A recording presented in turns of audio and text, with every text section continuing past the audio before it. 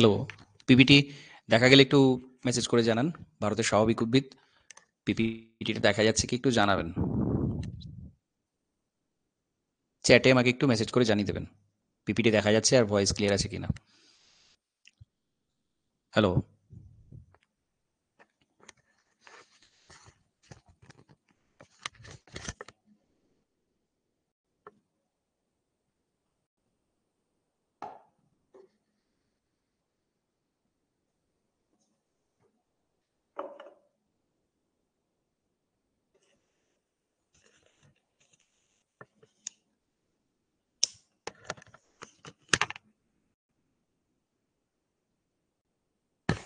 Hello, শোনা যাচ্ছে? রিনা খাতুন, একটু চ্যাটে আমাকে জানিয়ে দিন পিপিটি দেখা যাচ্ছে কিনা আর ভয়েস ক্লিয়ার আছে কিনা, একটু জানিয়ে দিন। হ্যালো,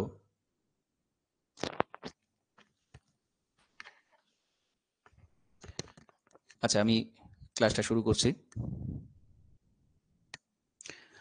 তো আজকে আমরা ভারতের স্বাভাবিক উদ্ভিদ সম্পর্কে আলোচনা করব। ভারতের স্বাভাবিক উদ্ভিদ এটা বললেই প্রথমত স্বাভাবিক উদ্ভিদ কাকে বলে সেটা আমাদের জানতে হবে। স্বাভাবিক উদ্ভিদ কি? যেটা স্বাভাবিকভাবে প্রাকৃতিক নিয়মে যে উদ্ভিদটা যে স্থানে জন্মায়, স্বাভাবিকভাবে জন্মায়, সেখানে প্রকৃতির হাত ছাড়া মানুষের কোনো হাত সেখানে থাকে না, সেই উদ্ভিদগুলোকে আমরা স্বাভাবিক উদ্ভিদ বলি, যেগুলো স্বাভাবিকভাবে জন্মায়, প্রাকৃতিকভাবে জন্মায়। এখন উদ্ভিদ এখানে কেউ রোপণ করছে না, তাহলে জন্মাচ্ছে কিভাবে? সেই নির্দিষ্ট স্থানের জলবায়ু, সেই নির্দিষ্ট স্থানের ভূপ্রকৃতি, এর উপর নির্ভর করে সেই জায়গাতে উদ্ভিদগুলো কিন্তু জন্মাচ্ছে। অর্থাৎ আমরা যদি শীতল অঞ্চলে যাই, সেখানে এক ধরনের স্বাভাবিক উদ্ভিদ দেখব। আমরা যদি মরু অঞ্চলে যাই, সেখানকার জলবায়ু, সেখানকার ভূপ্রকৃতি অনুসারে আমরা একরকম উদ্ভিদ দেখব। আমরা যদি সমতল অঞ্চলে দেখি, সেখানকার ভূপ্রকৃতি, সেখানকার জলবায়ু অনুযায়ী এক ধরনের উদ্ভিদ দেখব। আবার যেখানে অতিরিক্ত বৃষ্টি হয়, সেখানে এক ধরনের উদ্ভিদ দেখব। যেখানে বৃষ্টিপাতের পরিমাণটা কম হয়, সেখানে আরেক ধরনের উদ্ভিদ দেখব। তো মূলত জলবায়ু এবং ভূপ্রকৃতি, এই দুটোর উপর ভিত্তি করে প্রকৃতির নিয়মে, স্বাভাবিক নিয়মে যে উদ্ভিদগুলো আমরা দেখতে পাই জন্মাতে, তাকে আমরা বলছি ন্যাচারাল ভেজিটেশন, স্বাভাবিক উদ্ভিদ। তো ভারতবর্ষের ভূপ্রকৃতি আমরা জেনেছি, ভারতবর্ষের ভূপ্রকৃতি অনুযায়ী এবং ভারতবর্ষের জলবায়ু অনুযায়ী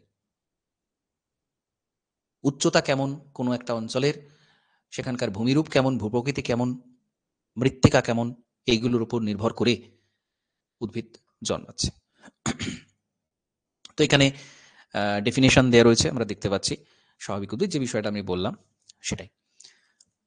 এবার আমাদের ভারতবর্ষের ক্ষেত্রে, আচ্ছা আমরা প্রথমে এখানে ক্লাসিফিকেশনটা একটু দেখে নেব।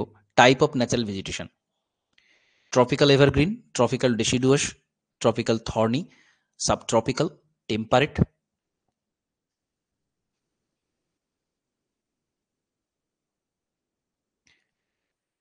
এইগুলো মূল। আলপাইন এবং লিটোরাল, সোয়াম্প, এইগুলো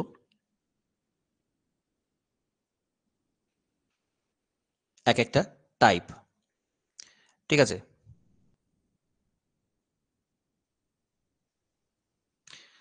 তো এগুলো পরপর আমরা আলোচনা করব, এর বৈশিষ্ট্য আলোচনা করব, কোথায় দেখতে পাওয়া যায়, কেন দেখতে পাওয়া যায়, সেগুলো কিন্তু আমরা বলবো।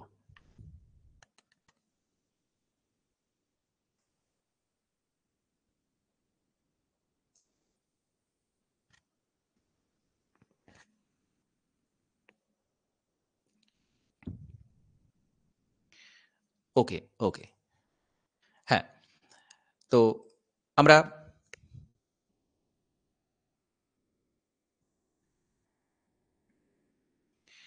এখানে দেখতে পাচ্ছি চিরহরিৎ বৃক্ষের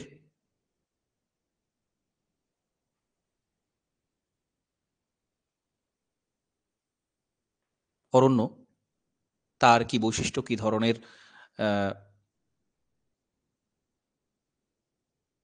বৃষ্টিপাত সেখানে হয়, কোথায় অবস্থান করে সেটা আমরা ছোট করে চার্টের মাধ্যমে একটু দেখে নেব।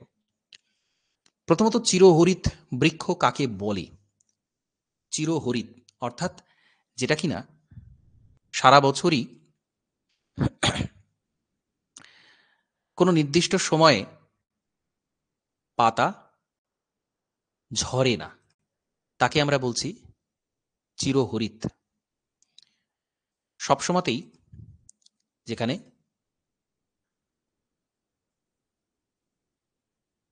কিছু না কিছু পাতা থাকে, অর্থাৎ কিছু কিছু ক্ষেত্রে আমরা দেখি যে শীতকালে পাতা ঝরে যাচ্ছে, নির্দিষ্ট ঋতুতে পাতা ঝরে যাচ্ছে, সেগুলো চিরহরিৎ নয়, সেগুলো পর্ণমোচী, পাতা মোচন করে যারা। চিরহরিৎ মানে সবসময় গাছের পাতা সবুজ থাকে, তার মানে এরকম নয় যে পাতা কখনোই ঝরে না, পাতা রেচন পদার্থ ত্যাগ হয়, পাতা ঝরে, কিন্তু কোনো নির্দিষ্ট ঋতু নেই যে সময় এটা ঝরে। এটাকে বলা হচ্ছে চিরহরিৎ বৃক্ষের বনভূমি। এবং চিরহরিৎ বৃক্ষ হতে গেলে, চিরহরিৎ বৃক্ষ হতে গেলে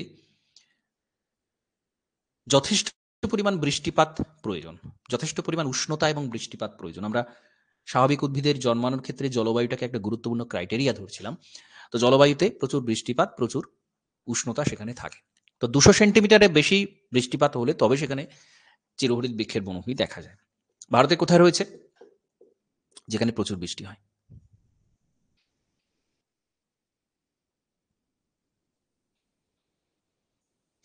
পূর্বঘাট, মূলত পশ্চিমঘাট পর্বতমালা, পূর্বাচল, আসাম, অরুণাচল প্রদেশ, পশ্চিমবঙ্গ, বিহার, উড়িষ্যার যে বৃষ্টিবহুল অংশ, পশ্চিমবঙ্গের পার্বত্য অঞ্চল, উত্তরে ডুয়ার্স, এই ধরনের অঞ্চলগুলোতে আমরা দেখব চিরহরিৎ বৃক্ষ দেখা যাবে। হিমালয় পার্বত্য অঞ্চলে কিছুটা দেখা যায়, মূলত পশ্চিমঘাট পর্বতে সব থেকে বেশি, আর দেখতে পাওয়া যায় আমাদের পূর্বাচল অর্থাৎ উত্তর পূর্ব দিকে, উত্তর পূর্ব ভারত। কেন দেখতে পাওয়া যায়? এখানে হিমালয়ের একটা সিনট্যাক্সিয়াল বেন্ড রয়েছে, একটা বাঁক রয়েছে, যেখানে কিন্তু আমাদের দক্ষিণ পশ্চিম মৌসুমী বায়ুর বঙ্গোপসাগরীয় শাখা যখন যায়, ওই জায়গাতে আবদ্ধ হয়ে পড়ে এবং প্রচুর পরিমাণে বৃষ্টিপাত ঘটায়। তো উত্তর পূর্বের পার্বত্য অঞ্চলেও আমরা চিরহরিৎ বৃক্ষের বনভূমিটা কিন্তু দেখতে পাবো। আর কি 100 থেকে 200 সেন্টিমিটার যেখানে বৃষ্টি হয়, আর একটু কম যেখানে হয়, সেখানে মৌসুমী পর্ণমোচী বৃক্ষের বনভূমি দেখা যায়। অর্থাৎ যেটা আমরা বলতে পারি, এই যে আমাদের পশ্চিমবঙ্গে, উত্তরপ্রদেশ, বিহার, উড়িষ্যা, এইসব জায়গাতে এই ধরনের মৌসুমী পর্ণমোচী বৃক্ষ দেখা যায়। আর হচ্ছে শুষ্ক পর্ণমোচী, যেখানে বৃষ্টিপাতটা আরো কম, শুকনো অঞ্চল, আরাবল্লী, পূর্বাংশ, গুজরাট, পশ্চিম ঘাটের যে বৃষ্টির ছায়া অঞ্চল, সেইটা। অর্থাৎ এখানে ম্যাপ দেখলে আমরা বুঝতে পারবো এই যে জায়গাটা রয়েছে, এই জায়গাটাতে এরকম ধরনের শুষ্ক পর্ণমোচী দেখা যায়। আর যেখানে 50 সেন্টিমিটারের কম বৃষ্টি হয়, সেখানে কিন্তু একেবারে শুকনো, জেরোফাইট যেটাকে বলা হয়, সেই ধরনের উদ্ভিদ দেখা যায়। এটা ওভারঅল একটা খুব সিম্পল ক্লাসিফিকেশন, কোথায় কেমন বনভূমি দেখতে পাওয়া যায় তার একটা খুব সিম্পল ক্লাসিফিকেশন।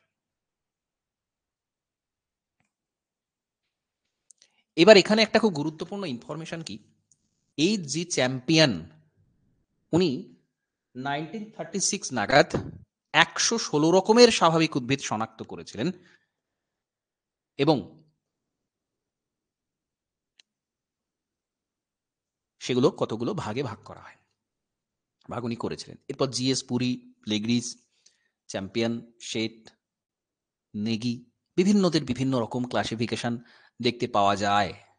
কিন্তু আমরা কি করব, আমরা মূলত 5টা ভাগে, স্বাভাবিক উদ্ভিদের 5টা ভাগে ভাগ করে, যার 16টা উপবিভাগ রয়েছে, সেইটা আমরা আলোচনা করব। অর্থাৎ 5টা মূল বিভাগ সম্পর্কে আমরা আলোচনা করব। 5টা মূল বিভাগ। প্রথমে ক্রান্তীয় আর্দ্র চিরহরিৎ অরণ্য, ক্রান্তীয় আর্দ্র চিরহরিৎ অরণ্য। ক্রান্তীয় চিরহরিতের কথা আমরা আগেই বলেছি, এবং আর্দ্র চিরহরিৎ মানে যেখানে বৃষ্টির পরিমাণটা আরো বেশি, সেটা কোথায় রয়েছে? এখানে আমরা গ্রিন কালারে দেখতে পাচ্ছি tropical evergreen forest. Green, deep গ্রিনে যে অংশটা দেখানো আছে, পশ্চিমঘাট পর্বতমালা, পশ্চিমবঙ্গের কিছুটা অংশ, উত্তর পূর্বের পাহাড়ি অঞ্চল, বছরে দুবার বৃষ্টিপাত যুক্ত এই যে তামিলনাড়ুর অংশটা, এই জায়গাতে কিন্তু দেখতে পাওয়া যায়। এই যে গ্রিন কালারে যে অংশটা, ডিপ গ্রিনে যে অংশটা দেখানো রয়েছে, এটাই হচ্ছে আর্দ্র চিরহরিৎ বৃক্ষের অরণ্যের সমন্বিত এলাকা।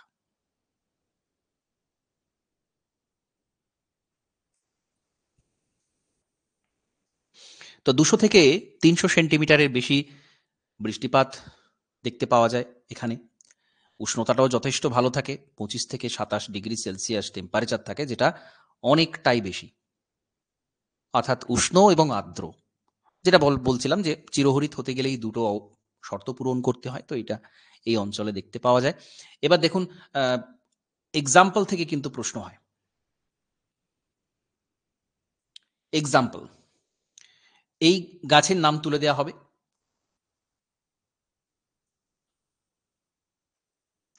দিয়ে বলা হবে এটা কোন ধরনের বৃক্ষের অরণ্যে দেখতে পাওয়া যায়। তো শিশু, গর্জন, রোজউড, মেহগনি, রবার, আবলুস, বাঁশ, আয়রনউড, এগুলো সবই আর্দ্র চিরহরিৎ অরণ্য, বৃক্ষের অরণ্য, যেটা আমাদের ভারতবর্ষে দেখা যায়। তো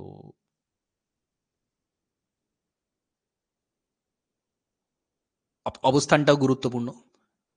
আর বৈশিষ্ট্য কি আমরা জানি, চিরহরিৎ অরণ্যের যে গাছগুলো, সে তার গুঁড়ি যথেষ্ট চওড়া হয়, উচ্চতা যথেষ্ট বেশি হয়, এবং খুব ঘন সন্নিবিষ্ট জঙ্গল, পাতাগুলো যথেষ্ট বড় হয়, বড় আকৃতির পাতা হয়, সারা বছর থাকে, গাছ খুব শক্ত হয়, ভারী হয়, মজবুত হয়, বাণিজ্যিক মূল্য অনেকটা বেশি এই কারণে। যাই হোক, এর পরের যে অংশটা সেটা হচ্ছে ক্রান্তীয় আর্দ্র পর্ণমোচী। আর্দ্র পর্ণমোচী, দেখুন আমাদের পর্ণমোচী চিরহরিৎ ছাড়া পর্ণমোচীর যে অরণ্য রয়েছে সেটা যথেষ্ট বড় এলাকা জুড়ে রয়েছে, এবং যেটা একটু বেশি বৃষ্টিযুক্ত অঞ্চল হয় সেটাকে আমরা বলছি আর্দ্র পর্ণমোচী, যেটা একটু কম বৃষ্টিপাতযুক্ত অঞ্চল হয় তাকে আমরা বলছি শুষ্ক পর্ণমোচী। আর্দ্র পর্ণমোচী এবং শুষ্ক পর্ণমোচী। তো এই যে অবস্থানটা, এটা কিন্তু খুব গুরুত্বপূর্ণ, আবারও বলছি, কারণ আর্দ্র এবং শুষ্ক পর্ণমোচী এলাকার মধ্যে কনফিউশন তৈরি হতে পারে। দেখুন, একটা বিষয় কি, আমরা জিওটেকটনিকের ক্লাস করেছি আগে, জিওটেকটনিকটা যথেষ্ট কনসেপচুয়াল ক্ল্যারিটির প্রয়োজন। আবার এই যে ইন্ডিয়ান জিওগ্রাফি বা এই যে পোর্শনগুলো রয়েছে, হিউম্যান জিওগ্রাফির পোর্শন, সেটা তুলনামূলক ইজি। কিন্তু ইজি জায়গা থেকেই এমন এমন প্রশ্ন হয়, পরীক্ষার সময় আমাদের ভাবতে বসতে হয় যে আচ্ছা এটা কি এরকম নাকি এরকম। খুব সহজ প্রশ্ন, কিন্তু কনফিউশন হয়ে যায়। তো খুব মনোযোগ সহকারে এগুলো করবেন, যেগুলো খুব সহজ সেখানেও কিন্তু যথেষ্ট মনোযোগ সহকারে করবেন, না হলে পরীক্ষা কিন্তু এই এই জায়গাগুলোতেই দেখবেন কনফিউশন তৈরি হয়ে যাচ্ছে পরীক্ষার সময়।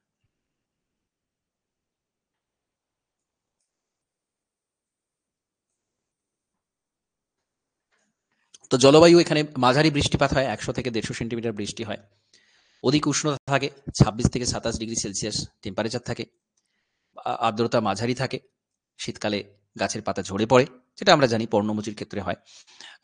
বনভূমিকে এই জন্য পর্ণমোচী মৌসুমী বনভূমি বলা হয়। ঠিক আছে, মৌসুমী অরণ্যটাও কিন্তু পর্ণমোচী মৌসুমী অরণ্য এটাকে বলা হচ্ছে। শাল, সেগুন, শিরীষ, পলাশ, মহুয়া, চন্দন, এইগুলো। শাল সেগুনটা কিন্তু এই ক্রান্তীয় আর্দ্র পর্ণমোচী বৃক্ষের অরণ্য। এবং এইটা প্রশ্ন জিজ্ঞাসা করা হয় যে ভারতে সব থেকে বেশি পরিমাণ এলাকা কোন ধরনের অরণ্যের দ্বারা আবৃত। ভারতের সবচেয়ে বেশি পরিমাণ এলাকা কোন ধরনের অরণ্য দ্বারা আবৃত, এই প্রশ্নটা কিন্তু বারবার করা হয়। তো এটা কিন্তু ক্রান্তীয় আর্দ্র পর্ণমোচী। এই যে পুরো আমরা এলাকাটা দেখতে পাচ্ছি, ট্রপিক্যাল ডেসিডুয়াস ফরেস্ট। আচ্ছা, একটা বিষয় বলি, আপনাদের যেহেতু দুটো পরীক্ষা হবে, মানে একটা বেঙ্গলি মিডিয়াম, একটা ইংলিশ মিডিয়াম, আপনার অধিকাংশই আশা করছি বেঙ্গলি মিডিয়ামে আছেন, কিন্তু তা সত্ত্বেও আমাদের ইংলিশ টার্মগুলো কিন্তু জানতে হবে। আচ্ছা বলুন তো, এই যে ক্রান্তীয় আর্দ্র পর্ণমোচী অরণ্য, এটাকে আমরা ইংলিশ টার্ম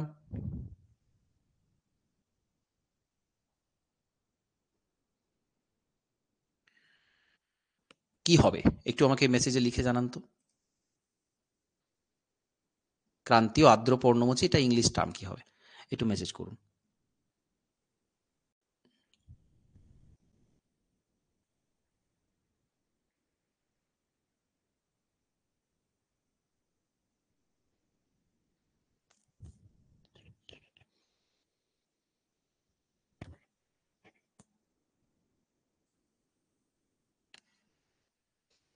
একটু আমাকে মেসেজে লিখে জানান। এটা খুব ইজি টার্ম, চেষ্টা করুন।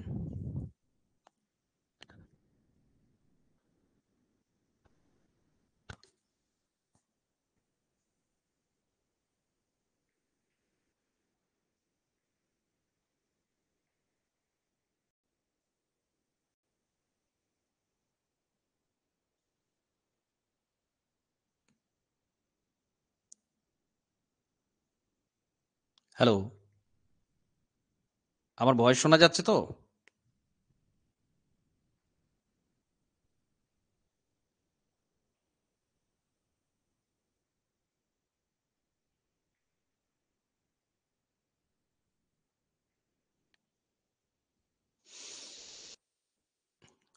আচ্ছা, এটা হচ্ছে tropical deciduous forest. Tropical deciduous forest. Deciduous মানে হচ্ছে পর্ণমোচী, ক্রান্তীয় পর্ণমোচী, ট্রপিক্যাল ডেসিডুয়াস। তো ভারতবর্ষে দেখতেই পাচ্ছেন অধিকাংশ এলাকাটা জুড়ে কিন্তু এটা রয়েছে। আর মাঝে যে গ্যাপটা রয়েছে, এই জায়গাটা আরেকটু শুকনো এলাকা। এই জায়গাটা একটু শুকনো এলাকা। বাদ বাকি প্রায় মধ্য ভারত, উত্তর ভারতের অনেকটা অংশ জুড়ে এই ধরনের ক্রান্তীয় আর্দ্র পর্ণমোচী বৃক্ষের অরণ্য আমরা দেখতে পাচ্ছি। আচ্ছা, নেক্সট শুষ্ক পর্ণমোচী। শুষ্ক, একেবারে আমরা যে ম্যাপটা দেখুন, ভারতবর্ষের ম্যাপটা দেখলে আমাদের স্পষ্ট হবে যে ভারতবর্ষের মধ্যভাগ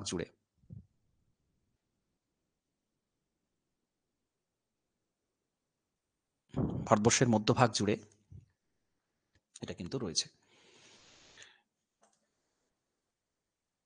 অর্থাৎ আমরা জানি কি মধ্যভাগে বৃষ্টিটা পরিমাণটা অনেকটা কম হয়। তো সেখানে যে পর্ণমোচীটা দেখা যায় সেটাকে আমরা বলছি শুষ্ক পর্ণমোচী। অল্প বৃষ্টিপাতে 50 থেকে 100 সেন্টিমিটার, টেম্পারেচার থেকে 28 থেকে 30 ডিগ্রি সেলসিয়াস, আর্দ্রতা থাকে 40 থেকে 50%। সাবাই ঘাস, পলাশ, কুল, শিরীষ, আম, জাম, এই ধরনের যে গাছগুলো আমরা আর্দ্র পর্ণমোচী অঞ্চলে দেখতে পাই। একটু যেখানে বৃষ্টিটা কম হয়, এটাও পর্ণমোচী, কিন্তু আর্দ্র পর্ণমোচী, বৃষ্টিপাতের পরিমাণ আর একটু কম। টেম্পারেচার যথেষ্ট ভালো থাকে। মধ্য ভারত মানে বুঝতে পারছেন টেম্পারেচার যথেষ্ট বেশি থাকবে এবং আর্দ্রতার অনেকটাই কম। বৃষ্টিপাতের পরিমাণ 50 থেকে 100 সেন্টিমিটার, তার বেশি নয়। এটা আর হচ্ছে গুল্ম জাতীয় ক্রান্তীয় কাঁটাঝোপ অরণ্য। গুল্ম জাতীয় যে সমস্ত গাছগুলো আছে সেগুলো সবগুলোই কিন্তু এই রকম শুকনো অঞ্চলে, যেখানে 50 সেন্টিমিটারের কম বৃষ্টি হয়। 50 থেকে 100 হলে শুষ্ক পর্ণমোচী, আর যদি 50 সেন্টিমিটারের কম হয় তখনই সেটা আমরা বলবো কাঁটা ঝোপ জাতীয়, ক্রান্তীয় কাঁটা ঝোপ জাতীয় অরণ্য, স্ক্রাবস। রাজস্থান, কচ্ছ, কাথিয়াওয়াড় উপদ্বীপ, এই সমস্ত জায়গাতে এটা দেখতে পাওয়া যায়। লোকেশন বেসে দেখলে এটা খুব সহজ, আমরা জানি। এবং এর যে বৈশিষ্ট্য, গাছগুলো, উদ্ভিদের কাণ্ড রসালো হয়, কাঁটা মোমযুক্ত হয়, পাতাটা কাঁটায় রূপান্তরিত হয় জলীয়বাষ্প কমানোর জন্য, এবং মোমযুক্ত পদার্থ দ্বারা আবৃত থাকে, ইত্যাদি ইত্যাদি। শেকড় অনেক গভীর পর্যন্ত প্রবেশ করে। এইগুলো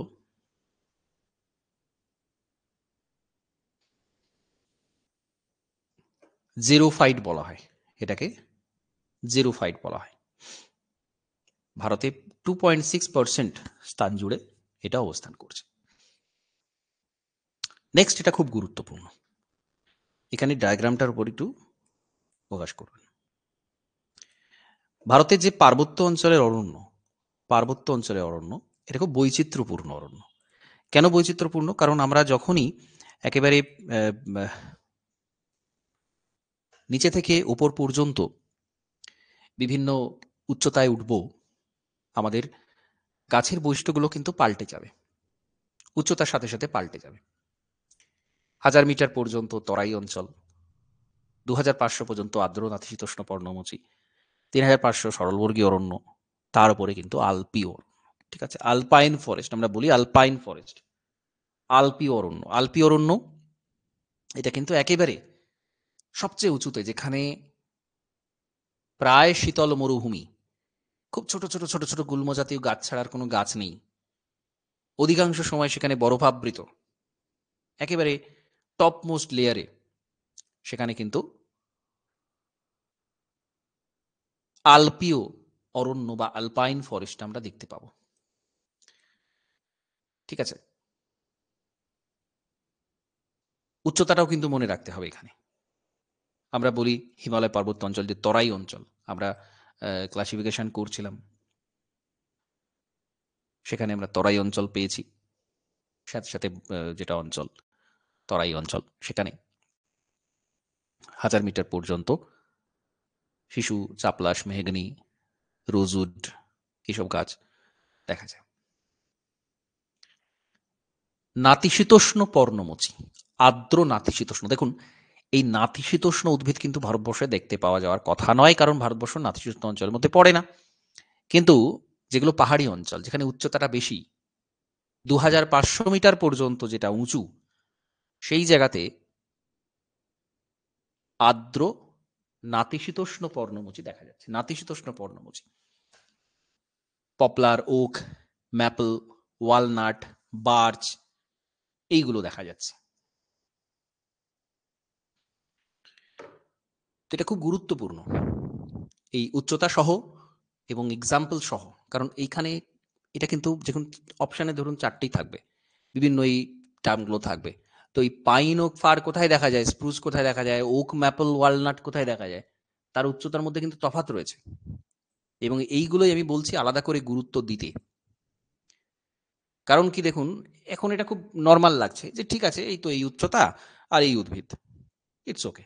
কিন্তু যখনই আপনাকে অপশন দেয়া হবে না, পাইন, ফার, স্প্রুস, পপলার, তখনই আপনি কনফিউজড হয়ে যাবেন যে আর্দ্র নাতিশীতোষ্ণ কোনটা আর সরলবর্গীয় কোনটা।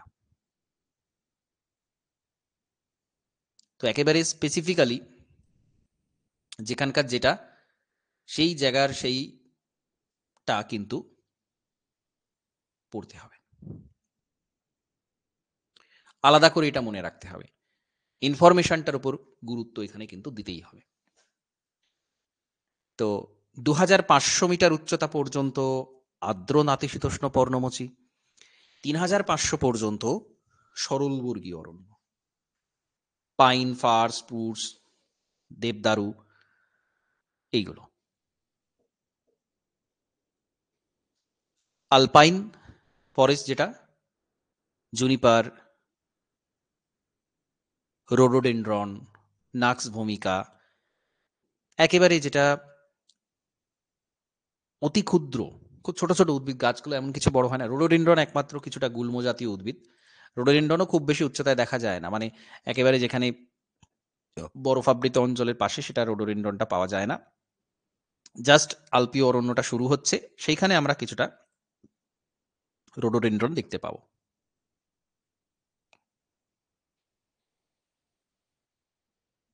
তো এই যে উচ্চতার সাথে সাথে উদ্ভিদের পরিবর্তন, এটা খুব ইন্টারেস্টিং, এবং এটা এই 3500 মিটারের পর থেকে আলপীয় অরণ্য শুরু হচ্ছে। এইগুলো কিন্তু আবারও বলছি, এই ছোট ছোট ইনফরমেশন যেগুলো, সেগুলো কিন্তু মনে রাখবেন।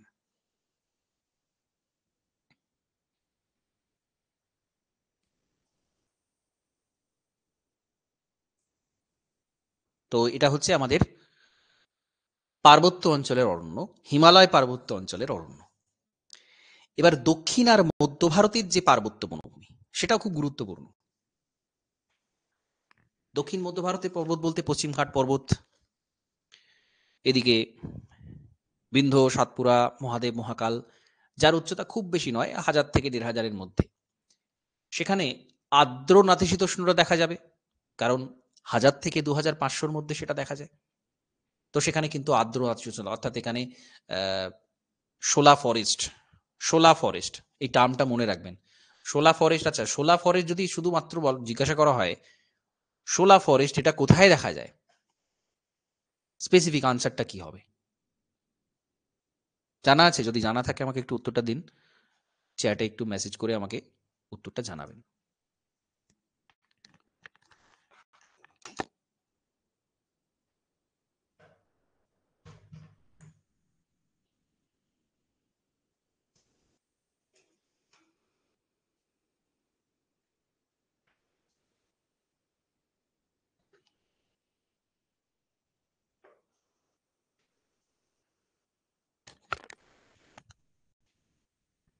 না, উত্তরটা পেলাম না। শোলা বনভূমি স্পেসিফিক্যালি নীলগিরি পার্বত্য অঞ্চলে দেখা যায়। আপনারা ওই যেখানে আমি ভূপ্রকৃতি পড়িয়েছিলাম সেই ক্লাসে ছিলেন কিনা জানি না, সেখানে কিন্তু এটা পাবেন। ঠিক আছে, যে নীলগিরি পার্বত্য অঞ্চল, সেখানকার যে বনভূমি সেটাকে শোলা ফরেস্ট বলা হয়, শোলা অরণ্য। নাতিশীতোষ্ণ, আর্দ্র নাতিশীতোষ্ণ অরণ্য, সেটাকে শোলা বনভূমি, শোলা ফরেস্ট বলা হয়।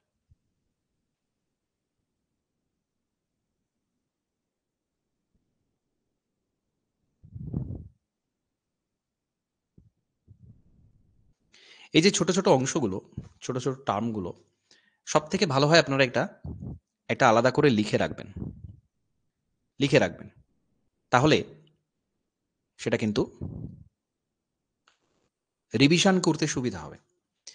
আপনারা এটা নোটসের মধ্যে পেলেন বা ক্লাসে যেসব ইনফরমেশনগুলো পাচ্ছেন, সেটা যদি নিজস্ব একটা খাতা করে সেখানে লিখে রাখতে পারেন, তার থেকে ভালো আর কিছু হয় না।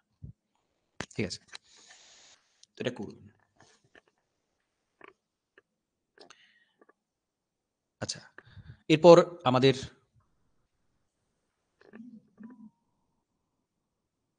উপকূলীয় বনভূমি বা ম্যানগ্রোভ অরণ্য। ম্যানগ্রোভ, তো ম্যানগ্রোভ অরণ্য আমরা জানি উপকূল অঞ্চলে দেখতে পাওয়া যায়, লবণাক্ত জলাভূমিতে দেখতে পাওয়া যায়। আমাদের সুন্দরবন ছাড়াও গোদাবরী, কৃষ্ণা, কাবেরীর বদ্বীপ অঞ্চল, আন্দামান নিকোবর দ্বীপপুঞ্জের উপকূল অঞ্চলে, যেখানে জোয়ার ভাটা অধ্যুষিত অঞ্চল, সেখানে এই উদ্ভিদটা দেখতে পাওয়া যায়। প্রধান উদ্ভিদ সুন্দরী, গরান, গেওয়া, কেওড়া, গোলপাতা, হোগলা দেখতে পাওয়া যায়। সমুদ্র নদী তীরবর্তী অঞ্চলে জোয়ারের জল ওঠানামা করে, কর্দমাক্ত লবণাক্ত ভূমি, সেখানে টিকে থাকার জন্য শ্বাসমূল ঠেসমূল দেখা যায়। ভারতে প্রায় 0.6% বনভূমি এরকম ধরনের হয়। তো এটাও ইম্পর্টেন্ট, ভারতের ম্যানগ্রোভ অরণ্য সমগ্র অরণ্যের কত শতাংশ, এ প্রশ্নটা হবে। তো সেটা কিন্তু মাত্র 0.6%, মাত্র 0.6%। তো এই যে জায়গাগুলো, এগুলো আলাদা করে একটু মনে রাখবেন। দেখুন, জিওগ্রাফিতে এত ইনফরমেশন আছে, প্রচুর ইনফরমেশন, তো সেগুলো সংগ্রহ করে আলাদা করে কিন্তু মনে রাখতে হবে।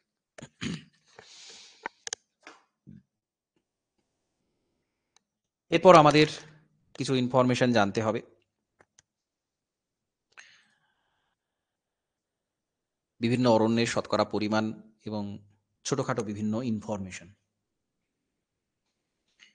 ভারতের যে ফরেস্ট সার্ভে অফ ইন্ডিয়া রয়েছে, যারা বন সংক্রান্ত সমীক্ষা করে থাকেন, ভারতবর্ষে বনাঞ্চল বাড়ছে নাকি কমছে, কোন দিকে যাচ্ছে, সেই সমস্ত যে সমীক্ষা করা হয়, সেই সমীক্ষার যে তথ্য, সেখান থেকে কিন্তু প্রশ্ন হবে।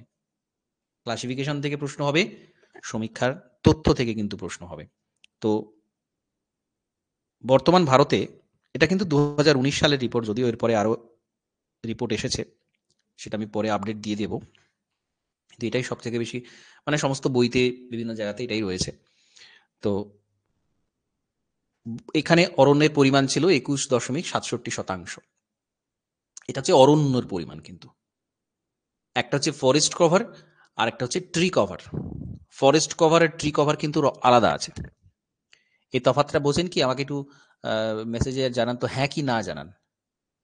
ফরেস্ট কভার আর ট্রি কভার, এই দুটোর মধ্যে কি তফাৎ? সেটা কি জানা আছে আপনাদের, নাকি একটু বলবো? আমাকে একটু মেসেজ করে জানান।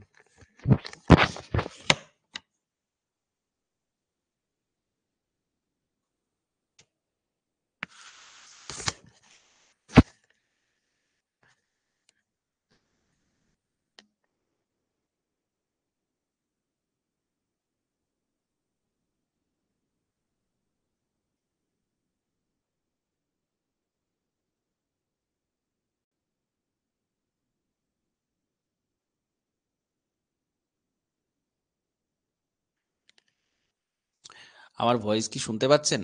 হ্যাঁ কি না এটুকু বলুন অন্তত, রেসপন্স করুন। আচ্ছা, জানা নেই। বেশ, দেখুন, আমরা যখন বলছি অরণ্য, অরণ্যের একটা ডেফিনেশন আছে। আপনার বাড়ির পাশে কিছু গাছপালা চারিদিকে ছড়িয়ে ছিটিয়ে জায়গাতে, বেশ খানিকটা জায়গা জুড়ে কিছু গাছপালা হয়ে আছে, আপনি কি সেটাকে অরণ্য বলবেন? কখন আমরা একটা জায়গাকে অরণ্য বলি, তার একটা ডেফিনেশন আছে। গাছপালা থাকলেই তো আর অরণ্য হলো না। তো কোনো একটা জায়গা যখন অ্যাটলিস্ট কম করে 2 হেক্টর এলাকা গাছপালা দ্বারা আবৃত এবং ক্যানোপি ডেন্সিটি 10%-এর বেশি। ক্যানোপি মানে চাঁদোয়া, গাছের উপরে গাছের পাতাগুলো লেগে লেগে যে চাঁদোয়ার মতো অংশ সৃষ্টি করে, সেই টোটাল এলাকার মধ্যে ক্যানোপি ডেন্সিটি বা গাছের সাথে গাছের পাতার সাথে পাতা লেগে যে অংশটা তৈরি হচ্ছে চাঁদোয়া, সেই চাঁদোয়ার পরিমাণটা টোটাল এরিয়ার 10%-এর বেশি হবে। তাহলে বুঝতে পারছেন, গাছ যদি খুব দূরে দূরে অবস্থান করে তাহলে কিন্তু ক্যানোপি ডেন্সিটি ভালো হবে না। গাছ যদি দূরে দূরে অবস্থান করে তাহলে ক্যানোপি ডেন্সিটি ভালোভাবে হবে না। সেটাকে আমরা অরণ্য বলবো না। 2 হেক্টর জায়গা জুড়ে প্রচুর গাছপালা আছে কিন্তু ঘন নয়, যথেষ্ট ঘন নয়, তখনও সেটা অরণ্য বলা যাবে না।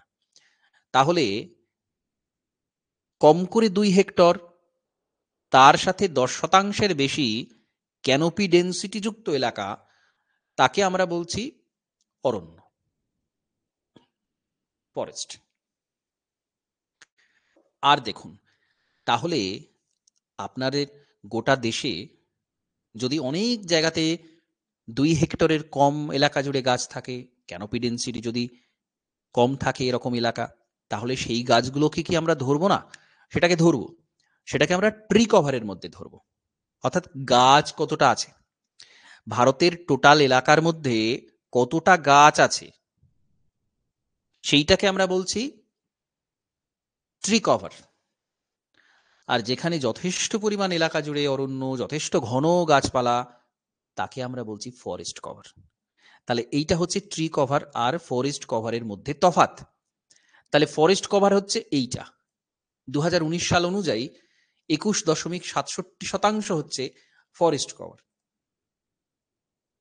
আর ট্রি কভার হচ্ছে, এর সাথে ট্রি কভার যদি আমরা মেলাই তাহলে সেটা 24 দশমিক একটা আসবে। অর্থাৎ এতটা হচ্ছে এলাকা জুড়ে আমাদের গাছ আছে। এবার বলুন তো, কোনো একটা দেশে পরিবেশের ভারসাম্য বজায় রাখার জন্য, বজায় থাকার জন্য কতটা পরিমাণ ফরেস্ট কভার, ট্রি কভার নিয়ে একটা দেশের কত শতাংশ থাকতে হবে, তবে সেটা আদর্শ বা ভারসাম্য বজায় থাকবে? পরিবেশের ভারসাম্য বজায় রাখার জন্য কতটা থাকা উচিত?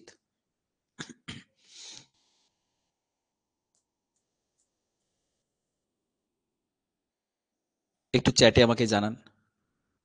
ঠিক, 33%। একদম ঠিক। একটা দেশের মোট এলাকার 33% যদি থাকে ট্রি কভার আর ফরেস্ট কভার নিয়ে, তখন আমরা বলতে পারি সেটা আদর্শ। ভারতের ফলে বুঝতেই পারছেন অনেকটাই কম রয়েছে, সারা ভারতবর্ষের এতটা এলাকা জুড়ে অনেকটাই কম রয়েছে।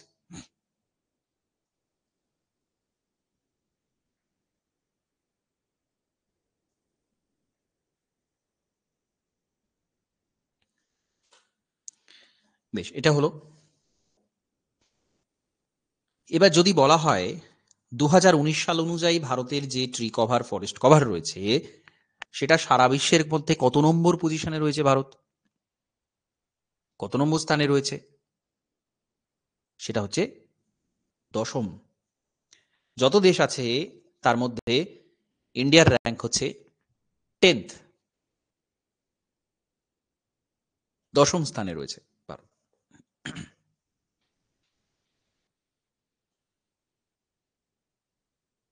এবার এখানে কিছু ইনফরমেশন দেখুন। শতকরা হিসেবে অরণ্য আচ্ছাদন কোন রাজ্যে সব থেকে বেশি আছে? না, মিজোরাম। গোটা মিজোরাম রাজ্যের 85%-এর বেশি এলাকা অরণ্য। গোটা মিজোরাম রাজ্যের 85% এলাকাতেই রয়েছে অরণ্য। প্রচুর পরিমাণ অরণ্য রয়েছে মিজোরামে, শতাংশের দিক থেকে সব থেকে বেশি। তারপরে রয়েছে অরুণাচল প্রদেশ, তারপরে রয়েছে মেঘালয়। অ্যাটলিস্ট তিনটে এখানে জানতে হবে আমাদের: মিজোরাম, অরুণাচল প্রদেশ এবং মেঘালয়। এই তিনটে রাজ্যে শতাংশের বিচারে সব থেকে বেশি বনভূমি আছে। শতাংশের বিচারে, কিন্তু টোটাল এরিয়াতে নয়, শতাংশের বিচারে।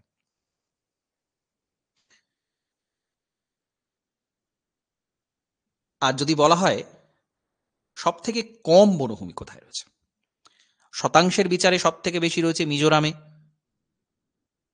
সব থেকে কম বনভূমি রয়েছে হরিয়ানাতে।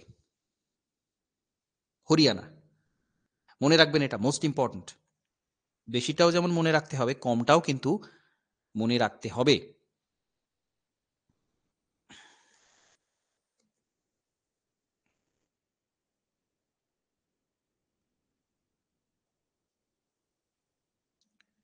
ভারতের যে ম্যানগ্রোভ, যেটা মোট এলাকার মাত্র 0.6%, মোট অরণ্যের মাত্র 0.6% হচ্ছে ম্যানগ্রোভ। তার এলাকাটা কত? কত এলাকা জুড়ে রয়েছে ভারতবর্ষের? 4,975 বর্গ কিলোমিটার জুড়ে রয়েছে ম্যানগ্রোভ অরণ্য। এটা হলো ভারতের অরণ্য গবেষণাগার। কোথায় রয়েছে? দেরাদুন।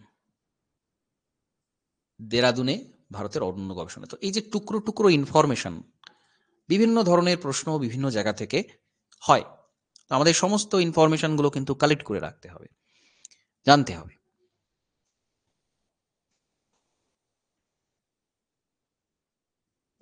আরেকটা বিষয় হচ্ছে total area basis. Total area বেসিসে সবচেয়ে বেশি অরণ্য কোথায় রয়েছে বলতে পারবেন? কোন রাজ্যে টোটাল এরিয়ার ভিত্তিতে, শতাংশের বিচারে নয়, টোটাল এরিয়ার ভিত্তিতে কোন রাজ্যে সব থেকে বেশি রয়েছে অরণ্য? এটা আমাকে মেসেজে বলুন তো, কোন রাজ্যে?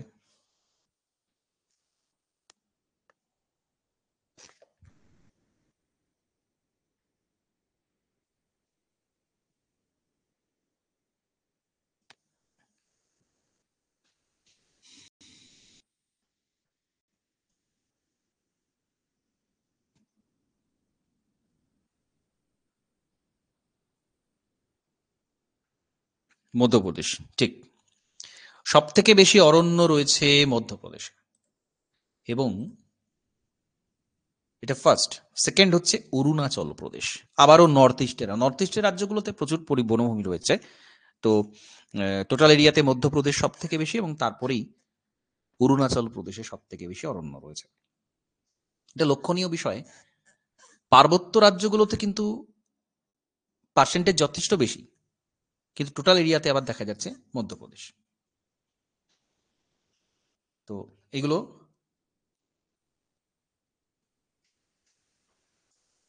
মনে রাখবেন। এর সাথে সাথে আরো কিছু ইনফরমেশন মনে রাখতে হবে, যেমন ধরুন বিশ্ব অরণ্য দিবস। আচ্ছা, একটা জিনিস খেয়াল করবেন আপনারা, এনভায়রনমেন্টের পোর্শন দেখবেন আমাদের অ্যাসিস্ট্যান্ট টিচারের সিলেবাসের মধ্যে এনভায়রনমেন্ট পোর্শনটা অনেক বেশি রয়েছে, এবং এনভায়রনমেন্টের অজস্র অসংখ্য প্রশ্ন হয়। পুরো এনভায়রনমেন্ট একটা সাবজেক্ট, তো আমরা জিওগ্রাফির মধ্যে সেটা পড়ছি, এবং এখানে দেখবেন আলাদা করে স্পেসিফিক্যালি এনভায়রনমেন্টাল জিওগ্রাফির একটা বড় পোর্শন আছে। তো এনভায়রনমেন্ট সংক্রান্ত যত যা কিছু ইনফরমেশন, স্বাভাবিক উদ্ভিদ পড়ছেন মানে সব উদ্ভিদের সাথে জড়িত যে এখানে ইনফরমেশন গুলো আছে, সেগুলো আমাদের কিন্তু জানতে হবে। তো বিশ্ব অরণ্য দিবস, যেহেতু আমরা অরণ্য সম্পর্কে জানছি, বিশ্ব অরণ্য দিবস কবে পালন করা হয় বলতে পারবেন? একটু চেষ্টা করুন, মেসেজে বলতে চেষ্টা করুন, ভুল বলুন, অসুবিধা নেই, কিন্তু চেষ্টা করুন।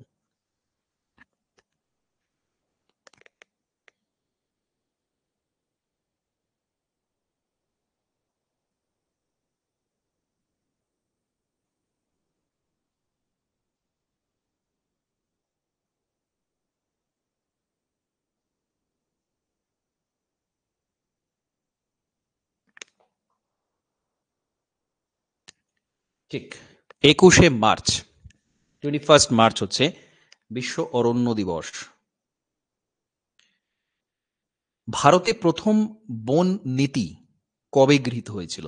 বন নীতি অর্থাৎ এই বন সংরক্ষণ করা, বন সংক্রান্ত বিষয়ে বিভিন্ন আইন প্রণয়ন করা, এই বিষয়টা ফার্স্ট কত সালে ভারতে গৃহীত হয়? আমি অপশন বলছি চারটে, তার মধ্যে একটু বলার চেষ্টা করুন। 1994, 1894, 1872, 1947। আরেকবার বলছি, 1994, 1894, 1872, 1947। না, 1894। ঠিক আছে, কনফিউজ হলে চলবে না। 1894-তে ভারতে প্রথম বন নীতি গ্রহণ করা হয়েছিল। এটা আচ্ছা, অরণ্য গবেষণা কেন্দ্র রয়েছে দেরাদুনে। অরণ্য গবেষণা কেন্দ্র রয়েছে দেরাদুনে। আর ভারতে সামাজিক বনসৃজন গবেষণা কেন্দ্র, সামাজিক বনসৃজন গবেষণা কেন্দ্র, সেটা কোথায় রয়েছে? Centre for social forestry and eco rehabilitation, এটা কোথায় রয়েছে?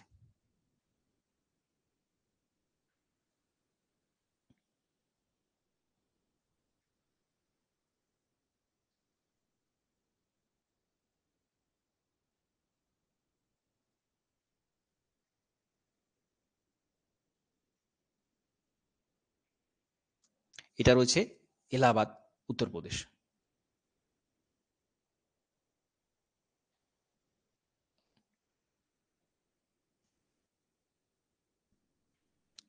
এলাহাবাদে এটা দেখতে পাওয়া যায়।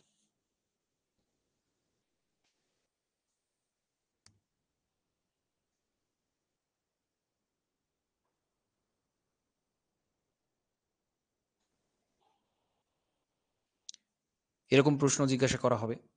আর আমাদের যে ন্যাশনাল পার্কগুলো রয়েছে সেগুলো থেকে প্রশ্ন হবে। ন্যাশনাল পার্কের আমি একটা আলাদা ক্লাস করাবো, সেখানে ডিটেলে আলোচনা করব।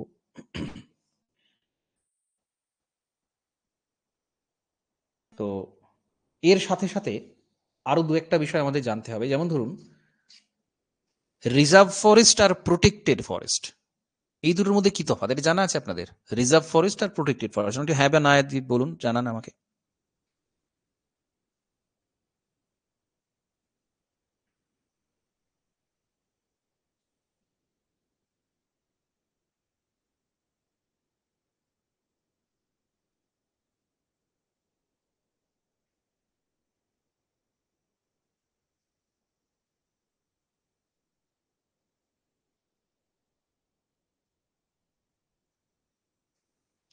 আচ্ছা, জানা আছে বলছেন। আহ, বেশ। আচ্ছা, আরএফ বা পিএফ দিয়ে আমাকে বলুন তো কোনটার ডিগ্রি অফ প্রোটেকশন বেশি?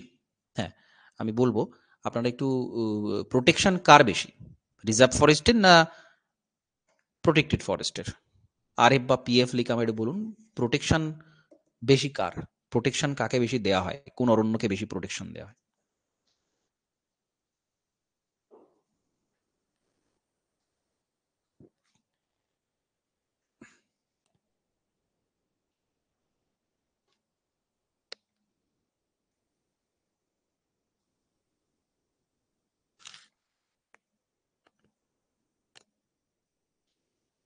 আতের রহমান বলছেন আরএফ, রিনা খাতুন বলছেন পিএফ। কোনটা বলুন তো স্পেসিফিক্যালি?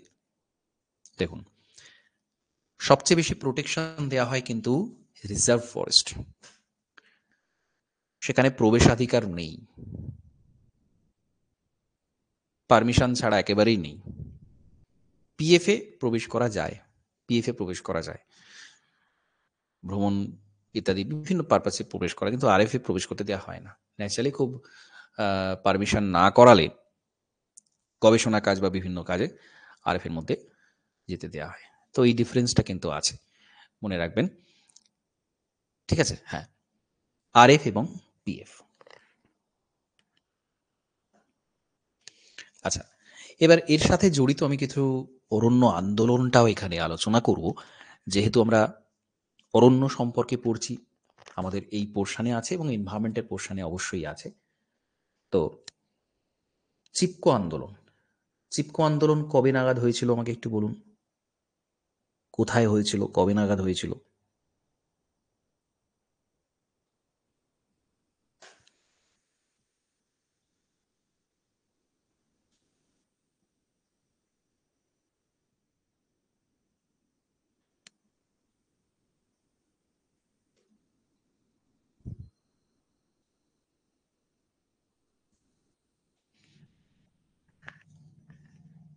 আরো স্পেসিফিক বললে?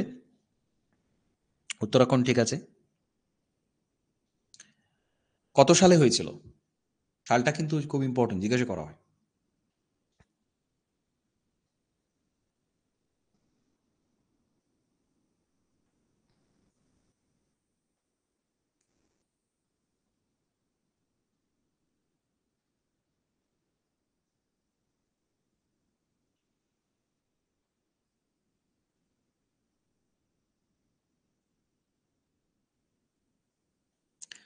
এটা হচ্ছে 1973।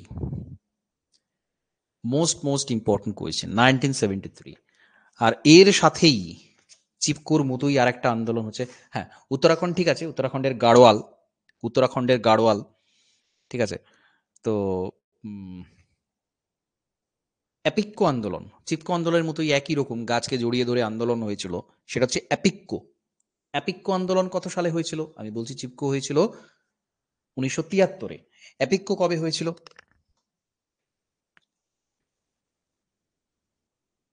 ঠিক 10 বছর পর, ঠিক 10 বছর পর অ্যাপিক্কো আন্দোলন হয়েছিল।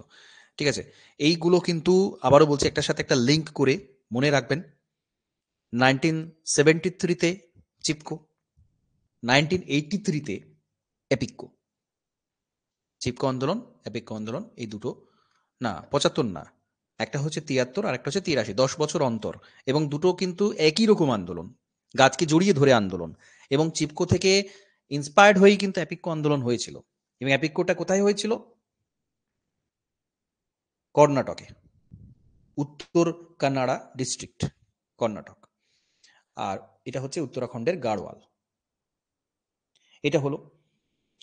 আরো কিছু অরণ্য আন্দোলন রয়েছে, যেমন হচ্ছে সাইলেন্ট ভ্যালি। সাইলেন্ট ভ্যালি, প্রথমত সাইলেন্ট ভ্যালি এটা কোথায় রয়েছে, সাইলেন্ট ভ্যালি কেন বলা হচ্ছে সেটা বুঝতে হবে। সাইলেন্ট ভ্যালি আন্দোলন, সাইলেন্ট ভ্যালি কোথায় রয়েছে একটু বলুন। আচ্ছা, কর্ণাটকটা কি আগেরটার আনসার ছিল? আতিউর, বেশ, কেরালা, ঠিক। হ্যাঁ, সাইলেন্ট ভ্যালি কেরালাতে রয়েছে। সাইলেন্ট ভ্যালি কেন বলা হয়? কারণ এই জায়গাটা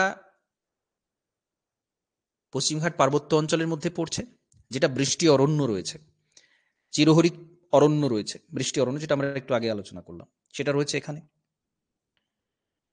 এবার অরণ্যের জীববৈচিত্র্য যথেষ্ট বেশি।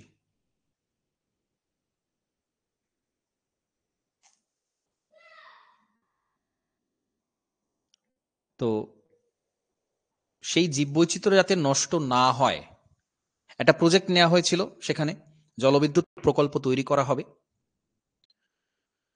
তো সেই প্রজেক্টটা হলে এখানকার বাস্তুতন্ত্র নষ্ট হতো, প্রচুর জীব মারা যেত, সাইলেন্ট ভ্যালি আর সাইলেন্ট থাকতো না। যাই হোক, সেই কারণে আন্দোলন তৈরি করা হয়, আন্দোলন করা হয় যাতে করে জলবিদ্যুৎ প্রকল্প বাতিল করা সম্ভব, এবং পরবর্তীকালে সেটা বাতিলও করা হয়েছিল। 1970 78 সাইলেন্ট ভ্যালি আন্দোলনটা হয়েছিল। আর একটা খুব বিখ্যাত আন্দোলন ছিল, সেটা হচ্ছে নর্মদা বাঁচাও আন্দোলন। নর্মদা নদী আশপাশে যে বাস্তুতন্ত্র অরণ্য, সেটাকে বাঁচানোর জন্য।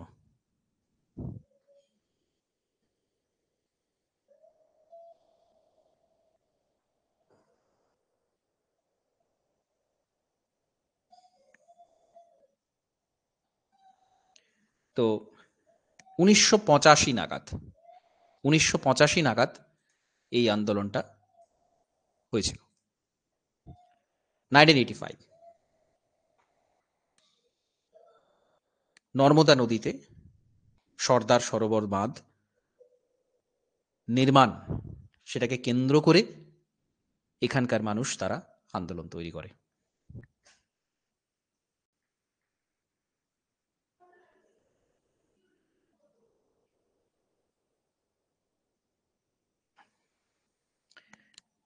তাহলে নর্মদা বাঁচা হলো। আরেকটা এরকম আন্দোলন হচ্ছে তেহেরি ড্যাম আন্দোলন।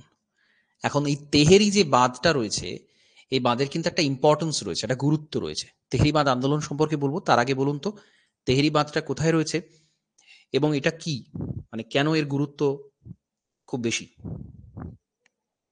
এটা কি ধরনের বাঁধ?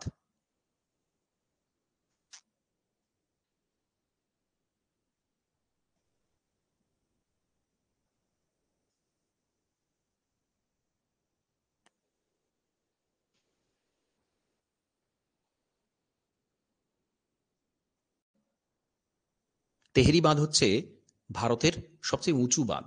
ভাগীরথী নদী উত্তরাখণ্ড জেলাতে, ভাগীরথী গোমুখ থেকে উৎপন্ন হওয়ার পর বেশ কিছুটা প্রবাহিত হওয়ার পর উত্তরাখণ্ডে এই বাঁধটা দেওয়া হয়েছে, তেহেরি ড্যাম। তো তেহেরিটা ভূমিকম্প প্রবণ অঞ্চলে রয়েছে, হিমালয় পার্বত্য অঞ্চলে রয়েছে বাঁধটা। এখন পরিবেশবিদরা বলেন যে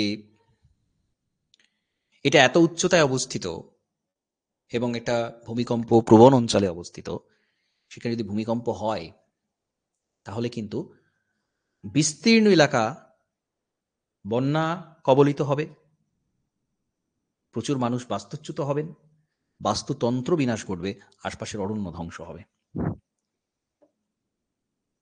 তো তেহেরি ড্যাম না যাতে হয় তার জন্য আন্দোলনটা সংগঠিত করা হয় 1990 নাগাদ, 1990। আবারও বলছি, এটা কিন্তু দুটো জায়গাতেই পড়ছে, আমাদের economy, sorry, environment portion, environment যেটা জিওগ্রাফি, এবং তার সাথে এই ইন্ডিয়ান জিওগ্রাফির এই পোর্শনটাতে অরণ্য, অরণ্য ধ্বংস, অরণ্য সংরক্ষণ, এই জায়গাটাতে কিন্তু এই পোর্শনটা আসছে। সুতরাং এটা খুব ভালো করে করতে হবে। ন্যাশনাল পার্কটা আমরা বলতে পারি এর মধ্যে আসবে, ন্যাশনাল পার্ক, বায়োস্ফিয়ার রিজার্ভ, এগুলো আসবে।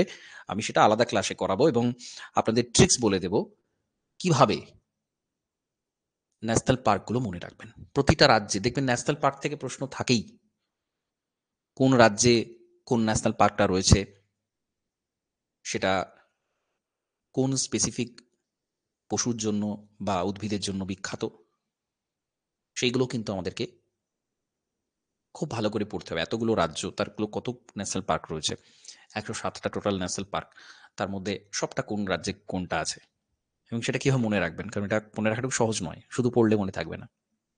আমি ট্রিক্স দিয়ে বলে দেবো আপনাদের কিভাবে মনে রাখতে পারবেন। তো সেটাও এই অধ্যায়ের অন্তর্গত, কিন্তু সেটা একেবারেই একটা আলাদা ক্লাস প্রয়োজন, কি কি ন্যাশনাল পার্ক রয়েছে, কোথায় কি রয়েছে সেটার জন্য। ঠিক আছে, তো সেটাও করবেন।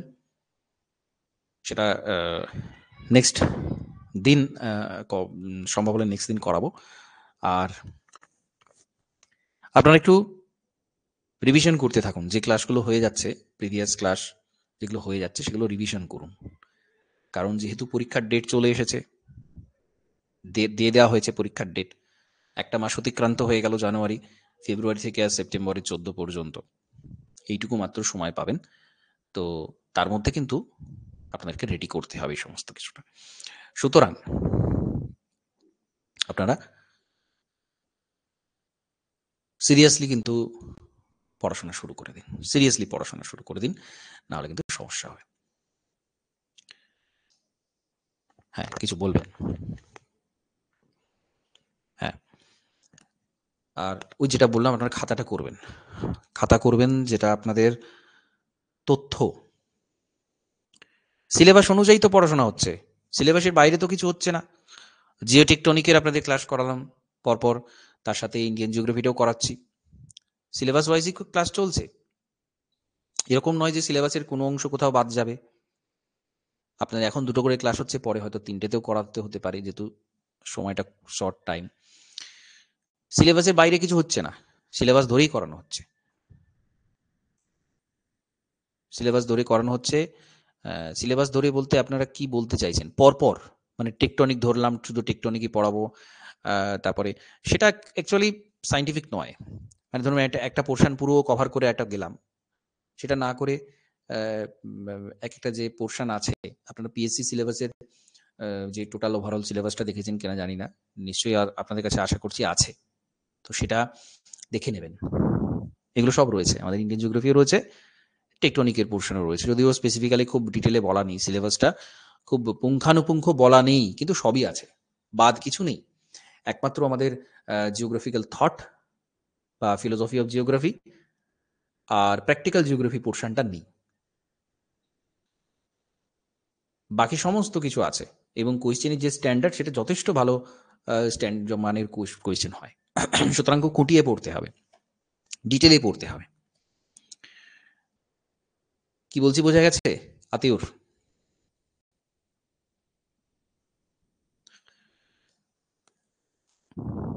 সিলেবাস অনুযায়ী চলছে, এগুলো সব সিলেবাসের অন্তর্ভুক্ত বিষয়। হ্যাঁ, এইটা বলতে পারেন যে রুটিন দিয়ে দিলে ভালো হয়, তাহলে আপনারা একটু দেখে আসতে পারলেন, আমি কোয়েশ্চেন আনসার করতে সুবিধা হবে, আপনাদেরও প্রশ্ন করতে সুবিধা হবে, বুঝতে সুবিধা হবে, সেটা করতে পারেন। আমি একটা ওভারঅল রুটিন দিয়ে দেবো যে পরপর পরপর এই ডেটে এইভাবে সিলেবাসটা কভার হবে। মোটামুটি ধরে নিন 75 থেকে 80টা ক্লাস লাগবে আপনাদের সিলেবাস কভার হতে। তো সেটা হয়তো সপ্তাহে 2 দিনে সম্ভব হবে না, 3 দিন ক্লাস করাতে হতে পারে, সেটা দেখা যাক কোন কোন ডেটগুলো সম্ভব হয়। আমি আপনাদের সাথে সাথে কথা বলে নেব যে কবে কোন কোন ডেট আরও এক্সট্রা করানো যেতে পারে, এবং আমি একটা চার্ট দিয়ে দেবো, রুটিন প্রপার শিডিউল দিয়ে দেবো। শিডিউলটা দেখলে আপনারা বুঝতে পারবেন যে আজকে এই ক্লাসটা হবে, আজকে এই ক্লাসটা হবে, ঠিক আছে? সেটা একটা সিস্টেমেটিক ওয়েতে হবে, সেটা ঠিক আছে, কিন্তু সিলেবাসের বাইরে কিছু হচ্ছে না, সিলেবাসের অন্তর্ভুক্ত সমস্ত জিনিস হচ্ছে, এবং একেবারে টপিক ধরে ধরে আমি করাচ্ছি। টোটাল 80টা মতো ক্লাস লাগবে, সেটা আমি আপনাদের জানিয়ে দেবো, কবে কোনটা কি হবে সেটা পেয়ে যাবেন আশা করছি। আমি স্যারের সাথে কথা বলে সেটা আপনাদের দিয়ে দেবো, ঠিক আছে?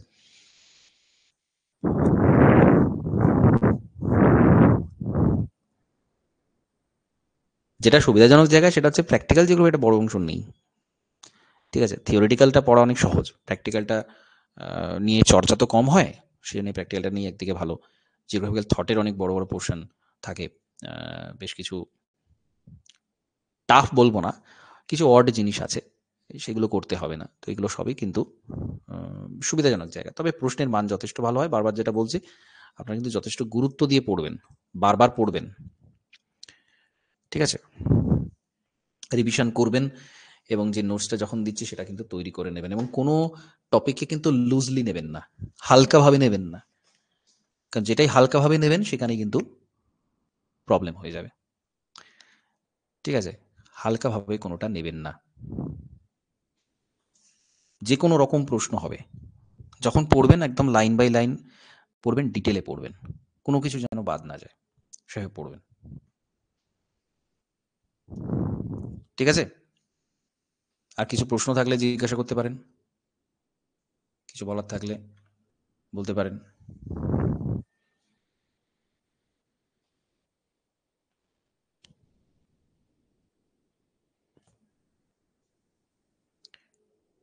পড়তে গিয়ে যেখানে যা সমস্যা হবে আপনারা একটু মার্ক করে রাখবেন, আর আমি ক্লাসে জিজ্ঞাসা করে নেব যে কারো কিছু প্রশ্ন করার আছে কিনা, তো আপনারা একটু রেসপন্স করবেন, কারণ ইন্টারাকশন না হলে কিন্তু সেটা ঠিক ওই গাইডেন্সের মধ্যে থাকা হয় না।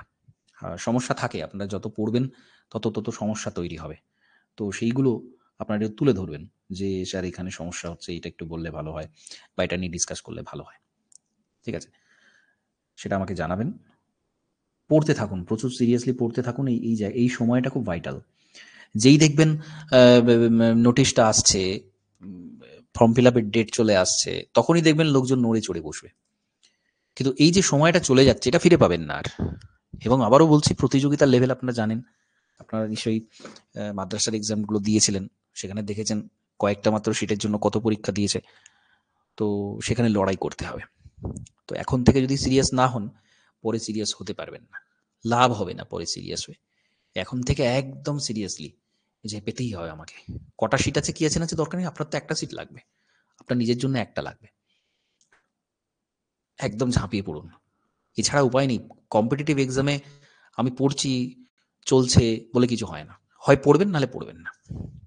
এবং পড়লে সেই মতো পড়তে হবে, কারণ বাকিদের থেকে আমাকে ছাড়িয়ে যেতে হবে। কম্পিটিটিভ পরীক্ষা মানে এটাই, বাকিদেরকে ছাপিয়ে যেতে হবে।